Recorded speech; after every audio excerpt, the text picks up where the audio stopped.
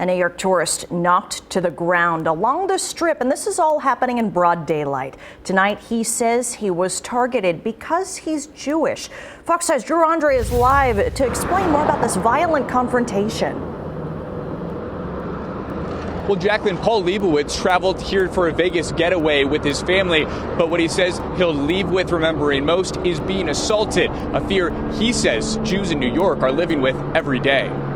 Paul Lebowitz says what started as a conversation at a coffee shop with a stranger turned to a nasty gash on the back of his head. It was a calm conversation. We talked about Israel-Palestine until he said the Jews are not going to exist. And I said, I'm a proud Jew. That's when it got violent. The 67-year-old Lebowitz wore his Star of David necklace as they walked outside Eataly restaurant at Park MGM together. The conversation escalating as they went along. Then their talk turned violent. Screams out baby killers, puts his hand in my face, throws me to the ground.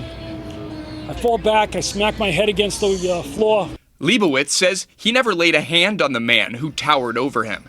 His family called 911, but by the time police arrived, the man who had pushed him to the ground had disappeared. The Metro Police report is filed as battery, and police told Lebowitz surveillance footage will be used in the investigation. We've requested the footage. It's anti-Jewish, it's a hate crime to me. It's not how the police do it. They have to be very careful nowadays. I accept that right now. The past several weeks has brought a spike of anti-Semitic threats and violence across the country. During the weeks of conflict in Israel and Gaza, the Anti-Defamation League gathered 222 reports of anti-Semitic harassment, vandalism, or violence, compared to 127 the weeks before. I know it's an isolated incident and it happened with me.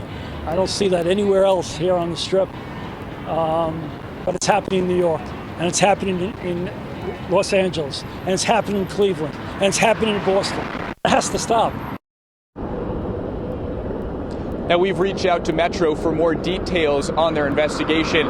Lebowitz says this won't stop him from coming back here to Vegas, but he says it shines a light on that this is happening all across the country. I'm Drew Andre, Fox 5 News, local, Las Vegas.